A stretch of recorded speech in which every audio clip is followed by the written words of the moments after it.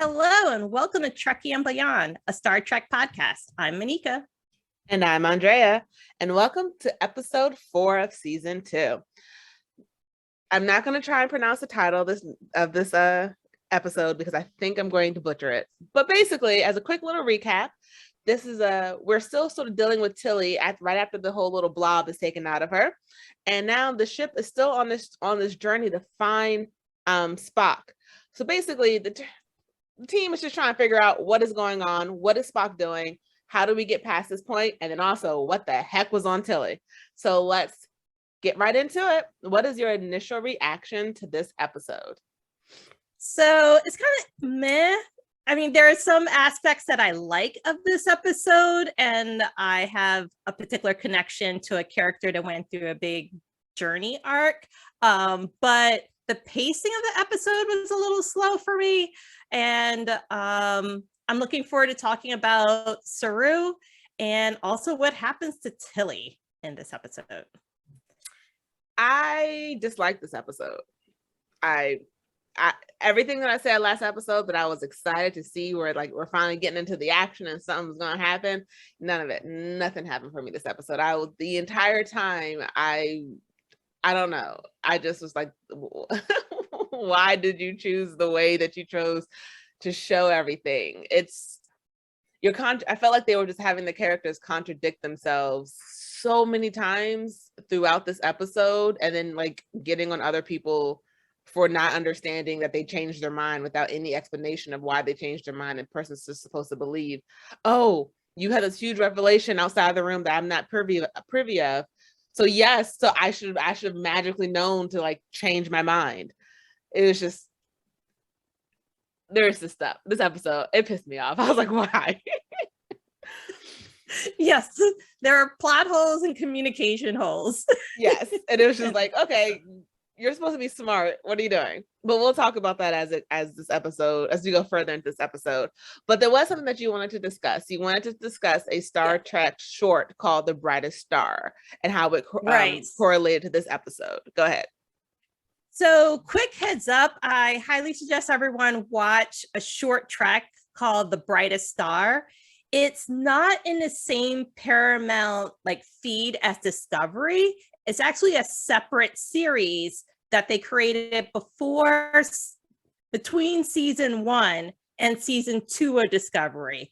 But it doesn't include all of the characters in Discovery, so they made it a separate, spinoff. So their episodes are usually between 10 and 20 minutes, but check out The Brightest Star underneath of short treks, and you'll learn more about Saru's origin story and how he became what we know of today as a Starfleet officer. And it's really important for his upcoming journey. So just to give you a heads up, everyone, big spoiler alert, I'm going to mention some aspects of that episode. So if you want to watch it before I reveal these spoilers, stop it now and then hop off, watch it for 15 minutes and then join us again. Okay. Or if you're like me, you don't care about spoilers, let's do this. Yes. Except for outside of this episode, just for the fact that I'm watching it season by season, episode by episode, but it's neither here nor there. So there are two main storylines in this episode, what's going on with Tilly and then what's also going on with Saru, which is in contrast to what's happening to everyone on the ship, but Saru is the only one sort of feeling it. So who should we talk about first? Let's do Tilly. So Tilly's storyline in this episode, the girl's going through it in this episode. There's no other way I can think to describe what Tilly is going through, just to say that she's going through it. We see that the spore is not really responding to anyone, or that blob or the fungus or whatever it's called isn't really responding to anyone, and it had an effect on Tilly until we see Tilly almost feeling sorry for it, feeling like she's connecting with it. We see a little bit of an interaction between Paul and the other engineer, which I always forget her name because I just always remember the actress's name. But we see, sorry? Jet. Jet, yes. because I'm so bad with names and I really need to get better with that. But we see the interactions between them. And I will say those interactions were probably the best part of this episode for me. Because they were funny. She was like, hey, look, you can't offend me. I'm unoffendable. Like, you're trying to, and I guess I'm offending you, but you're not going to offend me. So what did you think about basically what's going on with Tilly? What did you think? What is your thought process on that? So I'm glad they didn't leave us hanging after the last episode in which they captured the blob. I don't know what else to call this, but the May blob. Mm-hmm. And they captured it and they put it inside of the glass area where Paul usually transports. But that doesn't solve the problem. What happens to this thing? And it's basically a creature from the Marcino network. So they have to deal with it. And during an issue that they have on a ship with a bigger spear that's happening outside of engineering, the blob gets loose. And as you're right, it attaches itself to poor Tilly. And in the meanwhile, like Jet and Paul are having like engineering kind of like, I don't know, here's my turf and here's a new person coming in conflict. Having like a dance off, but like with like words and like, I'm smarter than you. You think you are, but you're not. Right. It's a dance off. They're having a show off, like a smart off. I don't know what the word is, but they're having, I don't want to say debate because it's not a debate, but it's a competition of smarts and mental gymnastics going back and forth. And Jet is just like, look, you're not going to beat me because I can't get offended. Right. And Jet is so like, I'll use duct tape. I use fixed resources to get things done. You're like a farmer, Paul, and you have this garden of magic mushrooms and spores. And I don't know how your engineering works. Your engineering is different than my engineering. But in the end, they end up drilling into Tilly's head to like put a sensor inside her head. And I'm like, you couldn't numb her in the world that you're in, the ship that you have. You couldn't numb her. Instead, you have her sing her favorite song. And then you wait till she's done singing to do like, I didn't get that. I would have done it while she was singing. Because at least if she was singing, she was focusing on the words. You waited until she was like literally done. And then you just said, pop. And I'm like, okay, like I get that it was a quick little injection or whatever you had to do, drill to get the little implant in her head.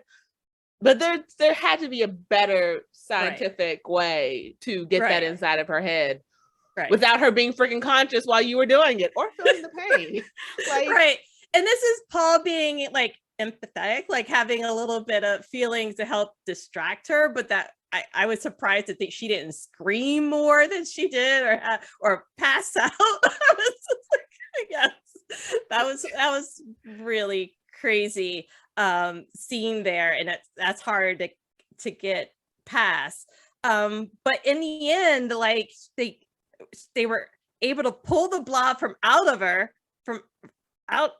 eject it again from Tilly, but then Tilly got absorbed into the blob. Like it grew so big, and then like it took her in, and then they cut it open and they take her out, and it was just like, okay. Now I was like, now you're reaching. Now you're definitely reaching. They pull her out and she's like a little bit high and she's like, what's going on? And I'm gonna say this. If the person who has the connection with the thing that's going wrong and they say, hey, did you just see that? And they believe them. They saw something. Because Paul's like, nothing's going on. And she's like, no, I just saw. Okay. Paul, listen, I understand that logically you didn't see anything, but Tilly has legit been attacked by this thing more than once. Right. More than once. If she says she sees something, she saw something. Right. Also, Paul should understand that because he has seen things that they don't see. Like he went through, I don't know, 1 million killings with Harry Mudd. So he definitely has gone through things that they don't relate to. So yeah, Talise is she's having a different experience than you, Paul. It's like, just help fix this problem. So between the two, Jet and Paul, they didn't seem to be able to stay focused to keep Tilly in a safe space. And they were also trapped in this engineering room to handle this. So it was just 3 engineers. Part of me felt like it was Tweedledee and Tweedledum, like, or I guess it's more like the 3 Stooges. And they just definitely together. This was definitely that part was that goes again to the part of this episode that was just, I don't know what was going on in the writer's room, but I feel like you had so much that you could have done with this. And then yet it just seems so, hey, let's pick a plot out of a hat and then make it work. It didn't seem like there was any rhyme or reason, which granted, we could be completely wrong. And by the, like the next episode could make all of this make sense, but I just don't see how they're going to do it. Though we do get to see a different side of Tilly. We get to hear a little bit more about her history. About how she feels the reason the Blob chose May was because May believed in her when Tilly didn't believe in her herself. And that sort of shows that this is a sentient life form. Like it made conscious decisions and thoughts, and it wasn't just something that was trying to take over her. It was something like as like a virus. It was more of a, I'm going to trick you to do what I need you to do because stuff is going on. So it was a little interesting to see that May, like she valued that friendship because May was probably the first person to believe in, well, not probably, but was the first person to believe in her, even when like Tilly missed it, May saw something in her that she didn't even see in her. So right. And also, that was nice. Yeah, it made me think that there's a lot more going on in the Marcial network than what we believe, what we know so far from Paul. And maybe this is connected to why he looked scared and was like running out of the room after a few jumps ago. There's something else that's going on there, and maybe there's other consciousness. There's definitely, I mean, there's the society that May was part of, so that the consciousness that adopted May's characteristics. I don't know how to describe this. The Blob. This is all fantasy to me, and I like more sci-fi. It's very interesting to see that the Blob is doing this basically because Paul, probably without even realizing what he was doing, is messing up their network, it seems. And that's the reason why it would not let go of May, was because it didn't trust Paul to fix it. Because like that's a huge network that he was never meant to be a part of. And so he may only be scratching the surface of it. He probably doesn't know like a fraction of what is going on in there. He's like, there's infinite possibilities, and he's only touching the surface. Also, he trained the Tarian Paul to access the network. So who else, that he's basically, this problem could spread in the wrong hands. It could.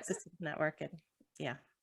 So it's Tilly's storyline was a lot of ups and downs. I feel like this episode, or this part of the episode with her, was rushed.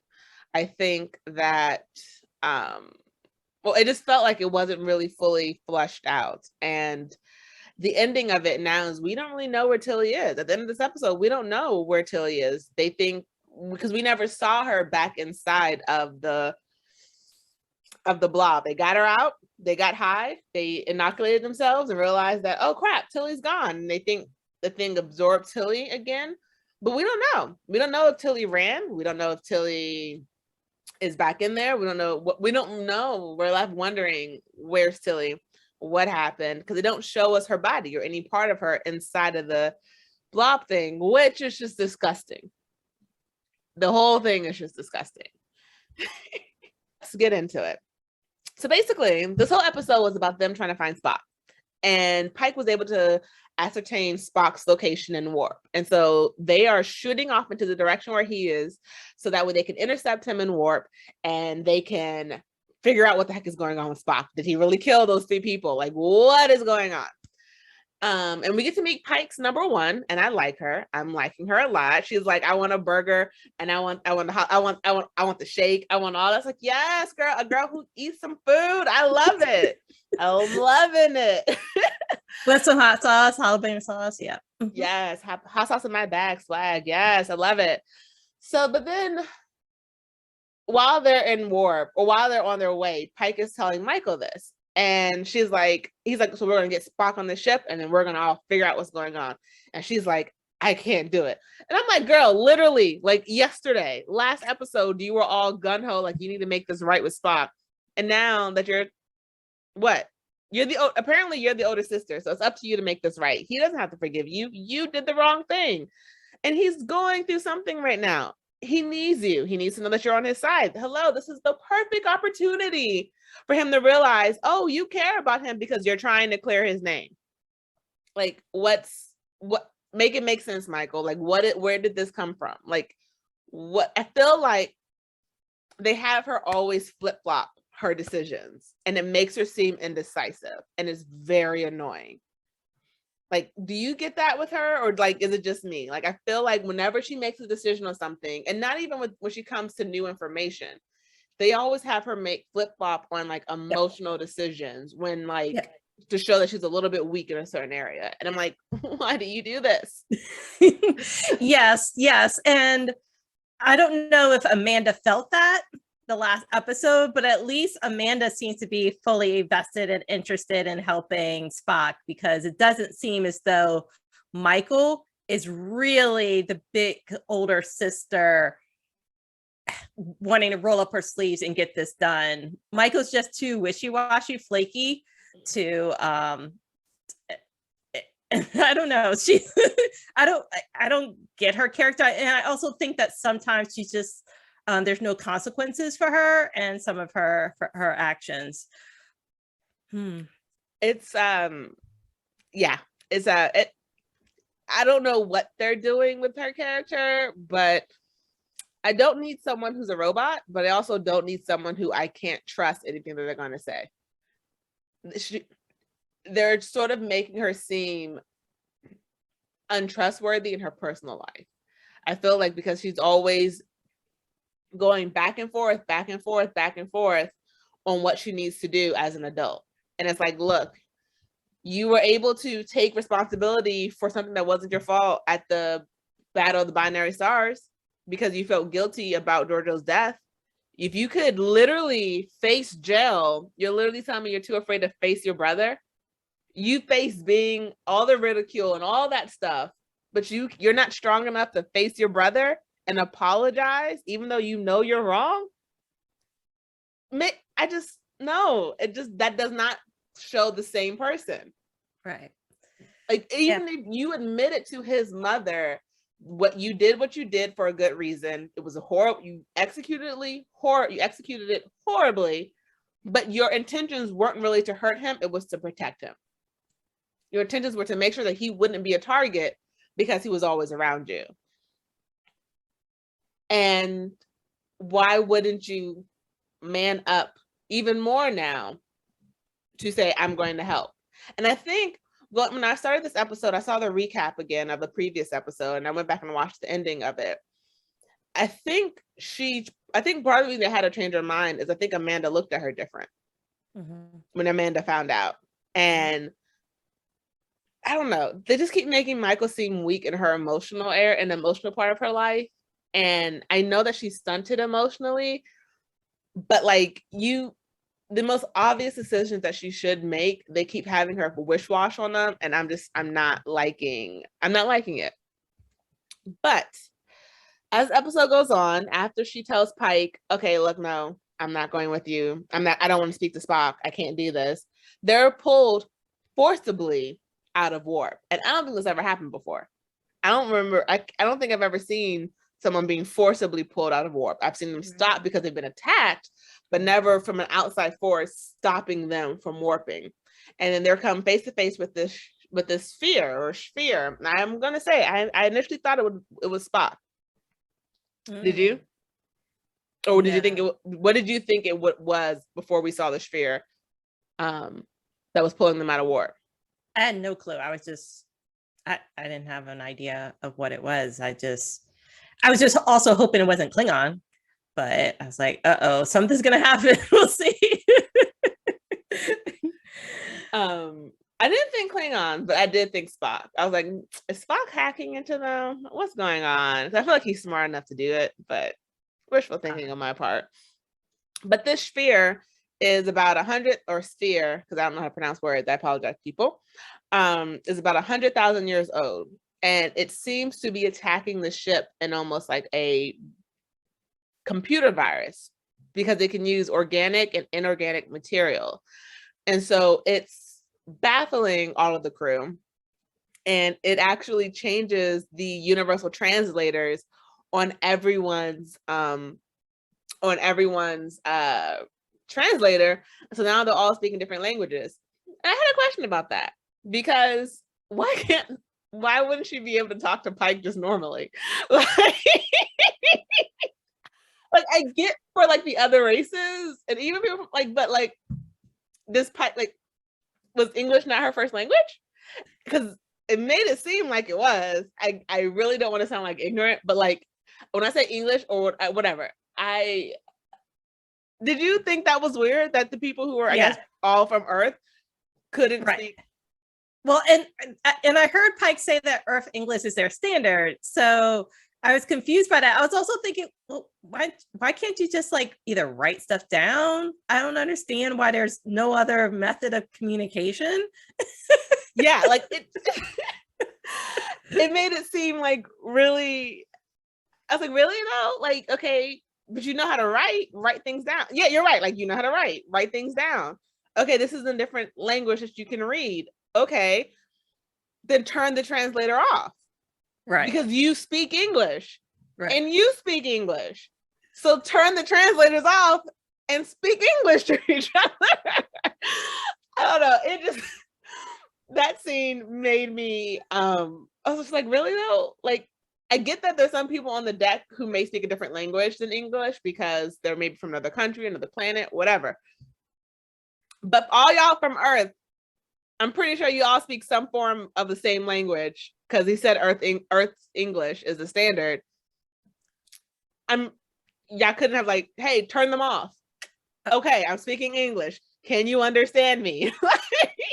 Wait until the Klingons or the Ferengis find out that the weakest link on the USS Discovery is the universal translator. That is a mistake. Like, that is a huge flaw within Starfleet.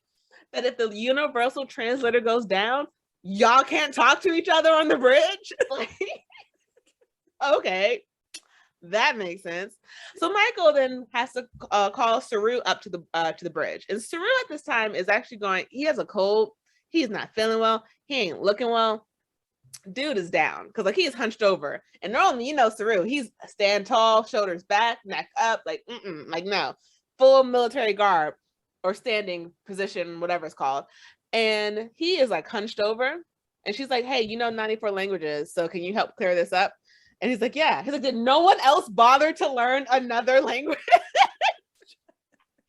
And I'm like, yes, Saru, call them out for being, and they enter a interplanetary vessel. Your job is to go to other planets. Right. You talk to other people, and no one knows another language. That is the most American thing in the world. That is the most American thing. Yeah. I felt like Tilly had the like, this is math people moment. And for Saru, it was like, oh, this is the humanity. Like, learn a language. Like, if you are an ambassador to another country, I would expect that you would take the time to learn the language, to know how to do everyday conversations with the people that you are going to be living with. Right. But Saru had to manually walk around to each console and like reprogram it. Oh my goodness. It was yeah, it's not easy ways for them to get knocked down quickly. Take out a universal translator. They're all screwed. Even the people who speak English to each other, and that's their native tongue, they're screwed, which is whatever. And so the spear also, I think, weakened Discovery's system. So then it was hard for anyone on the bridge to communicate to other units, other departments outside of the bridge. So they couldn't communicate with Tilly at the time. So it was like separate, isolated areas to work together because they couldn't communicate back if they had to run over, literally go to the other unit to talk to them and vice versa. And I'm thinking, wow, I'm surprised there's not a Morse code, some other way of sending information back and forth to other outside of the bridge. You're right. No, you're completely right. It's just like you get so advanced that when it goes down, you're like, it's just like us when we lose our internet. Well, what do we do now? And it's like we all, like, at least I know from 90s and up, or 90s and below, I guess. Oh yeah, 90s and below. Like, we all grew up without internet. We know how to survive without it. But literally, if my internet goes down, I'll stare at my TV like, what am I supposed to watch now? Like, I don't have cable. Like, there's not literally a world of things that I could do. But like, you lose that one thing that you become so connected to. You lose your phone and you're like, I can't function in this world anymore without my phone. It's like, it shows you lose one thing and everything else goes crazy. Right. So then go ahead. No, go ahead. But we end up finding out that the spear wanted to communicate with Discovery and share out its knowledge that it's been gathering for the last 100,000 years. It took them a while to figure that out. And it was, I think, mainly when Michael went down to see Tilly and she realized that Tilly and May and Paul Jet, they were trying to communicate with each other, that Michael had this epiphany. And then she returned to the bridge to say, oh, the spear wants to communicate to us and wants to share its information with us. And meanwhile, Pike was ready to fire on the spear and take it down because it was taking away all of the energy, I think, from Discovery's, all of its power. So it was, I want to say that Pike just had and the rest of Discovery crew on the bridge just did not know what was going on. And they had to trust Michael in this, Michael's hypothesis. So I just want to talk about that part. Yeah.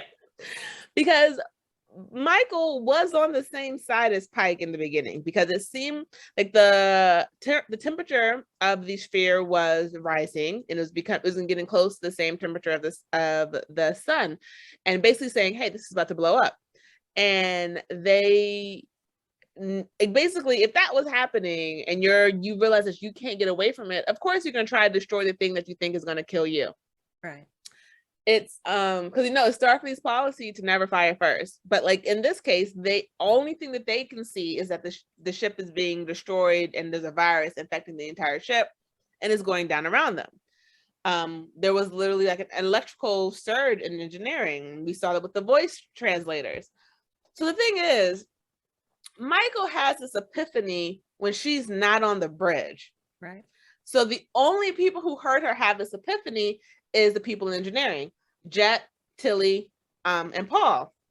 So when she goes back to the bridge to tell Pike not to do it, she's acting like it was almost crazy of him to even think about destroying this life form. And it's like, hey, it's not crazy for him to try to destroy it, because as far as he knows and everyone else knows, the thing pulled it out of warp. It's planted a virus within its system. They can't contact anyone. They're basically a sitting duck. And the whole point of being out here was going after Spock, and they're losing it because if he gets out of the sensors range, they'll never be able to contact him or find him. So Pike, on paper, is not doing anything wrong, because I would do the same thing if I was captain. Hey, this thing's destroying us. Let's destroy it. So then she's like, so then they have her do like this emotional plea for the thing. And I'm just like, Michael, it's not that it's not that serious. You met this thing like an hour ago. Like, chill. This is not the space well. This is not the space well floating through space, not hurting anyone. This has hurt people. People on the ship are very injured. It's not out of the realm of the norm to think, hey, we need to get out of here. It's like, it's 100,000 years old. We imagine everything that it knows. Like, it's our duty to catalog all the knowledge that it has. We cannot destroy it.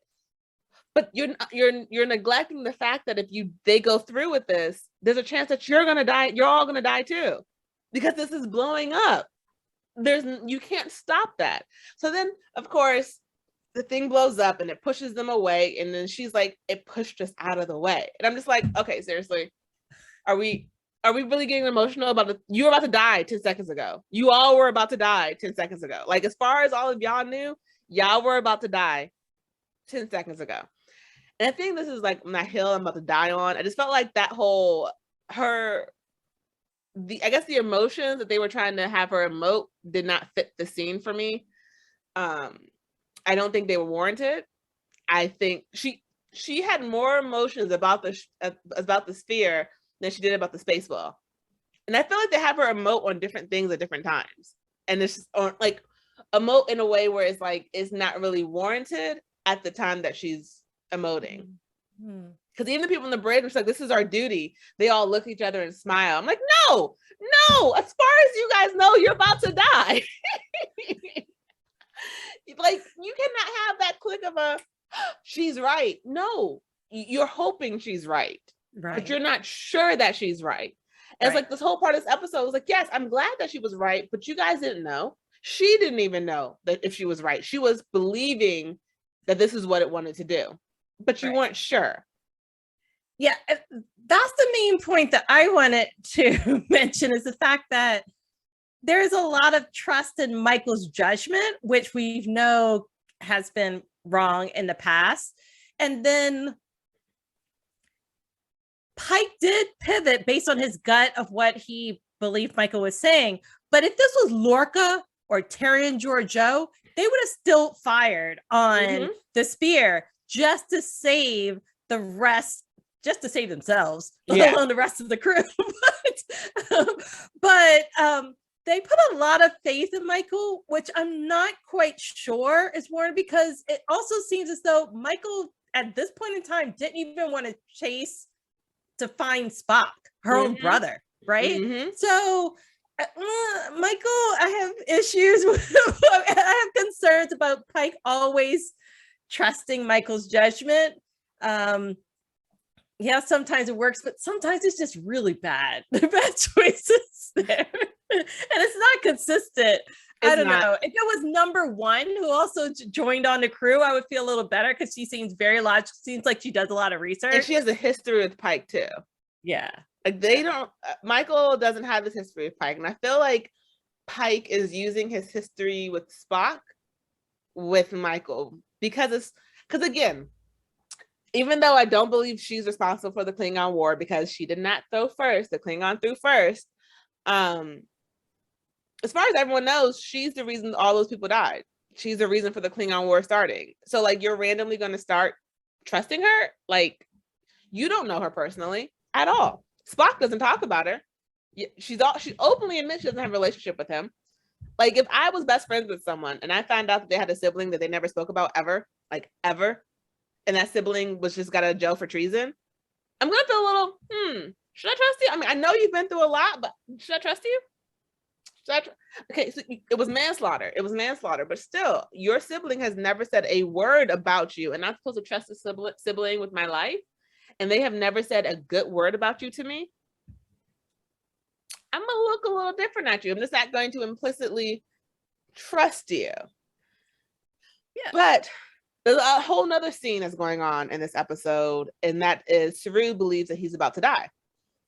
Because that is the way he, like, biology, the way that his whole Kelpien biology is that when it gets to a certain point, when his ganglia act out the way that it does, they are getting ready to die. They're getting ready to be culled by the predator species on his planet.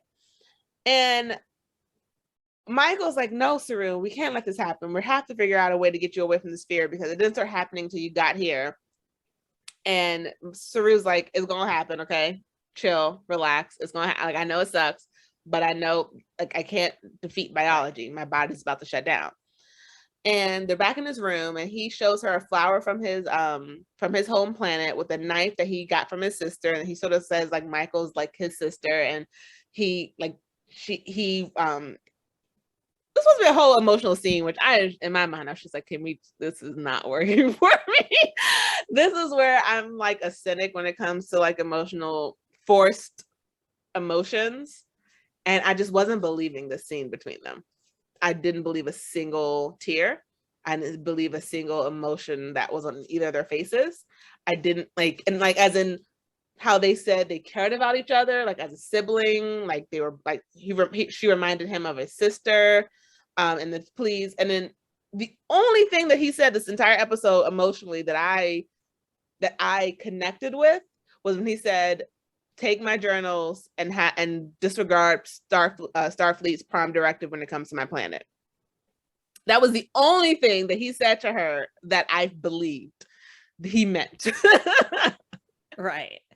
Well, I also want to back up a little bit because Saru helped save the day on the bridge a few times, not just when he helped uncode the issues with the language translator, but I think also the download. There was a time in which he left the bridge and everyone stood up and looked at him. And they noticed that he was sick and he was not doing well. And so I was thinking, I wonder if they know that his life is terminal, because it was only Michael that was next to him in the bed. And I think they have gone through so much together, the whole crew, that why would only Michael, like, I would think that there would be some other way in which the rest of the, at least bridge crew, I wish Tilly knew. Like, there are so many people I think that is connected that would want to know and at least say farewell. Like, if my like good coworker was dying and I didn't have a chance to say goodbye, I would be awful. It's like, I just felt like that scene with Michael and Saru when he thought he was dying. I thought that was strange because I would think other people would want to comfort him and to share some words or something. It just seemed a little weird to me. So you're a good person. I'm not. So I wouldn't have done any of that. I don't need to be there. Like to say goodbye or right, nothing. I don't want to be there. No, I don't want to be there when someone dies. Do not. Like it unless they personally ask for me, no. Because it's not like, unless Saru personally asks them to be there, no. Because I'm not going to insert myself when if I'm not needed. But Saru wanted Michael to like basically kill him, and that I was like, no, we're not. Like he wanted her to like basically cut the threat ganglia before the madness and all the pain set in, and I was just like, she's crying, and I didn't believe it. I don't know why I'm just a cynic on this episode, but I didn't believe like any of them the emotion she emoted to him. And I get him not wanting to be surrounded. I mean, it's a personal time. He's about to die. I wouldn't want to be surrounded. Like, don't come see me, please. No. Like, I don't need you to see me in this state. Because this is the first time we saw him without a shirt on. We saw more of his body. We saw him in a more vulnerable state. Right. But remember, Michael turned her back to him and was disappointed with Saru for not telling her this information earlier.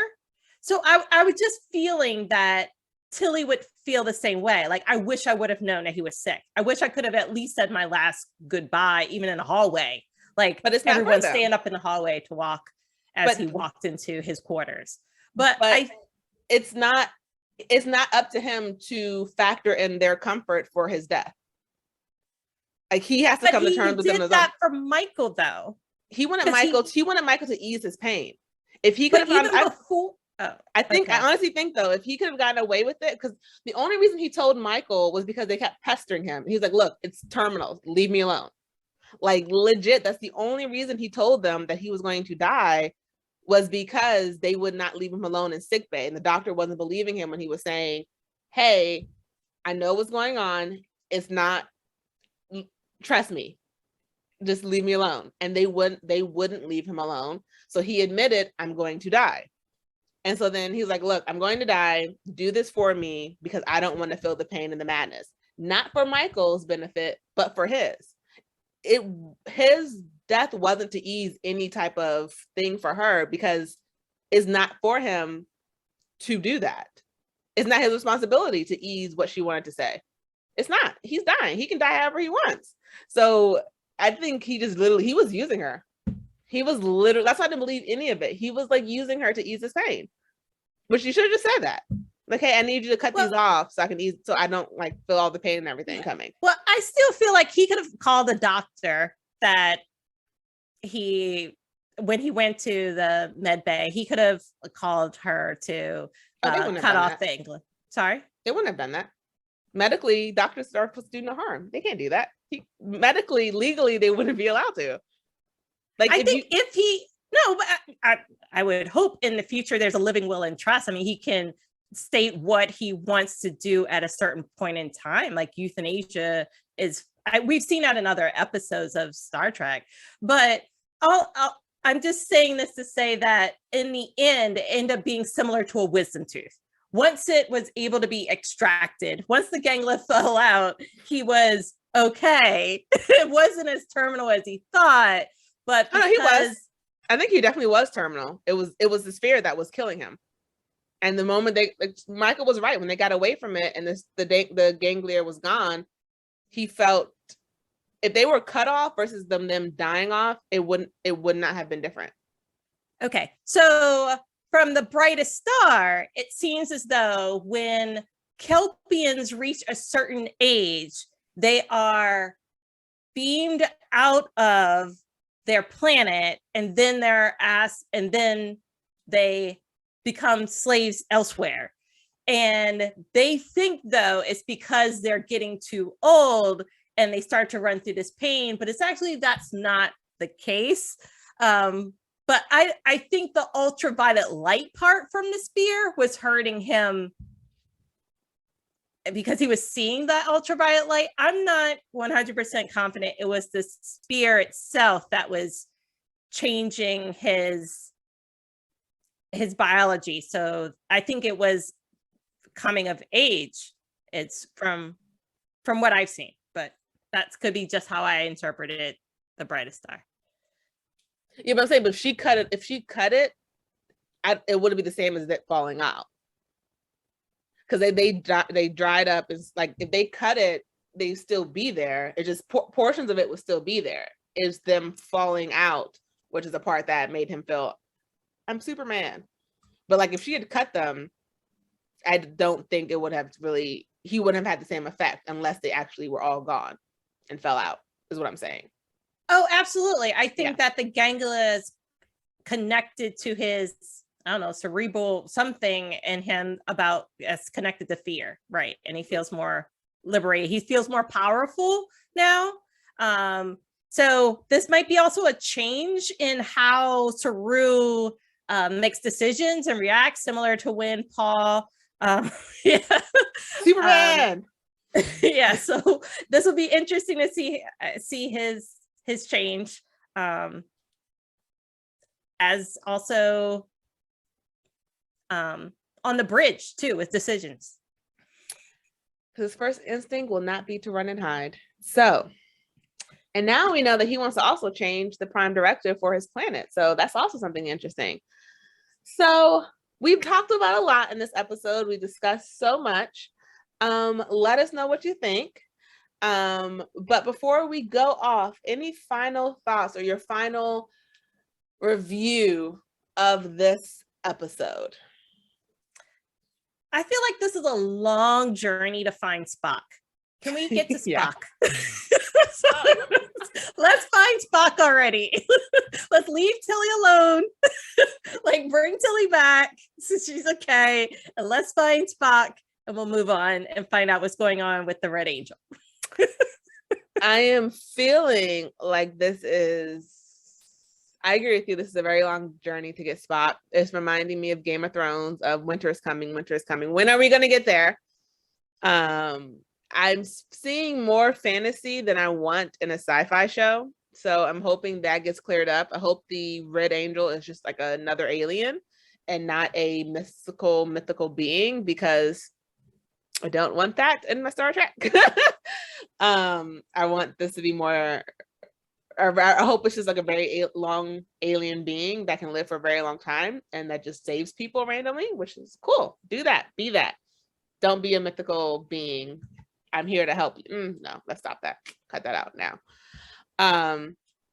This episode did not make me smile. This entire episode I felt was a lot of forced emotions that did not work well, at least to me. If you guys disagree with me, let me know. I am a cynic, so when it comes to like emotions in general, so I just didn't believe anything that they were showing. I was just like, all right. Except for Tilly. I was believing Tilly. I didn't believe Michael. Tilly pulled it off. She made it believable. Michael and Saru did not. I was just like, all right, guys, just cut them. Cut them at this point. Cut them. So yeah, I know I'm evil, people. I'm evil. She's the good one. I'm not. I'm not the good one. So thank you for stopping in. Thank you for listening to us, and we'll see you next week. But as always, I'm Andrea. And I'm Monica. Live long and prosper. Live and prosper.